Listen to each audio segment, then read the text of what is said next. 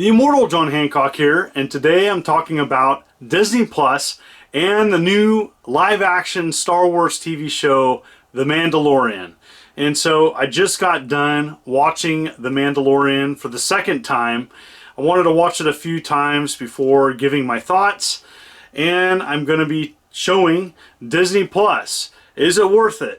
And so, first and foremost, I think Star Wars was due for a live-action TV show. I know a lot of people were waiting for this.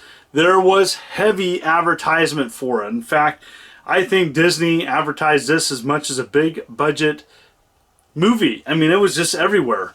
And so I watched it a few times, and I walked away thinking this is pretty solid. Not perfect, but, as a long-time Star Wars fan, I felt very satisfied with the first episode of this TV show. Now, a lot of times, if you go back to your favorite TV show, you go back to those early episodes, sometimes they just don't age well, or, a show evolves into something really, truly amazing. And so I think it's a good starting point for a live-action Star Wars show. The Mandalorian, and this is going to be spoiler-free, by the way, it did a lot of things right. I'm not going to talk about detailed characters in it or anything. I'm just going to talk in general why I like it, and then I'm going to show you Disney Plus and give you my thoughts about that. And so, first and foremost, I've been following Star Wars a long time, been a huge fan for forever. I'm a big fan of the original trilogy. I didn't like the prequel, and this new series of shows done by Disney, these movies done by Disney, have been pretty good. I'm a bigger fan of movies such as Rogue One. I did like The Force Awakens. The Last Jedi definitely wasn't my favorite, and I actually thought Han Solo was okay. I think it wasn't the best movie, but I did like parts of it. So, I'm going into this kind of reminiscing. I grew up with Star Wars. Empire Strikes Back is my favorite of all the original movies of Star Wars, and so The Mandalorian has a lot of nods to the original trilogy. It definitely has amazing setting. There was lots of little things in it. Longtime Star Wars fans are going to say, "Oh, I know what that is. Oh, that's pretty sweet." And so I really like that it did that. The dialogue is okay. Star Wars is not necessarily known for its best dialogue, but I think it gets the job done. I really want to know what happens, and we don't have to wait long for the second episode, which will be released on Friday, and so I'm pretty excited about that. I love that the shows are only 40 minutes, and it's a perfect time for especially a busy man such as myself. I was able to go to my friend's house, have some dinner, watch a show, and talk about it. And so The Mandalorian gets a lot things right. It looks lived in, the setting, and the main reason why I like The Mandalorian is, there's too many times, especially in the Star Wars universe, the plot is around Jedi or the Empire, and there's so much more to the Star Wars universe, and so it's really nice to have a live-action TV show to fill in the blanks about what's going on and what's going on with the people and the settings. And I really enjoy that about this idea of telling a lot about the Star Wars universe in a live-action setting. I know there's been a ton of cartoons, but cartoons can only tell some things, and I think unfortunately there's a lot of people out there that don't take the cartoons with enough merit, because there's a lot there as well. I was a huge fan of the Clone Wars, and even some of the newer Star Wars shows are pretty decent. And so really excited about seeing what they do with The Mandalorian. There were some surprises in that first episode. I really just like the setting. I like what they do show in the first episode. Is it perfect? No. I wish the dialogue was a little bit better, but it wasn't terrible, and it gets the job done. It gets me excited about seeing the next episode. Definitely, to me, like a solid 8.5 out of 10. For a long-time Star Wars fan, I think there's a lot to like, And I didn't have any problems, by the way. I went to my friend's house and he was streaming it through his TV, and there wasn't any issues, and it looked gorgeous, by the way. He had a huge TV. And so that's my thoughts. And so now I'm going to show you the Disney Plus service and give you my thoughts on that. Let's take a look. All right, here it is.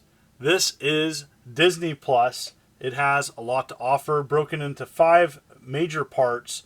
You have the Disney content, movies and TV shows, Pixar, Marvel, Star Wars, and National Geographic. So just going into the Disney section, there is a lot to offer. They don't have everything yet, but they are offering quite a bit. You have originals, you have the Lady and the Tramp, you know, High School Musical, the musical.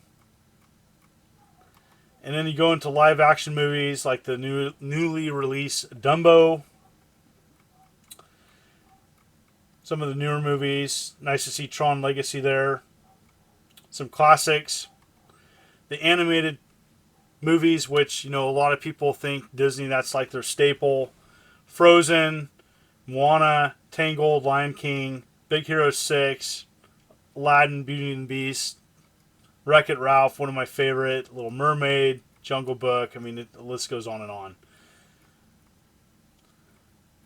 So a lot of those, I mean, look at all these. Just that right there would be enough for some people. Being able to stream on 10 different devices connected to one account, $70 for a year. Then you have the Disney Channel series. So these are going to be things that typically younger audience is going to like. My family, my kids love Jessie, you know, and so there's Phineas and Ferb,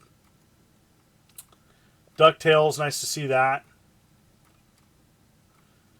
You know, just some classics for many people of different ages.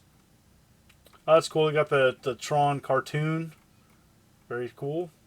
Lab Rats. Oh, my kids love that. I mean, I get that like song stuck in my head. Out of the Vault. So you have like the classics there. 90s throwbacks. All right, so you got tons of Disney stuff. And if that wasn't enough, so you have all the Pixar stuff. So look at all this. Just a lot to pick from. You know, Wall-E, that's another timeless classic for me. Ratatouille, and they all look gorgeous.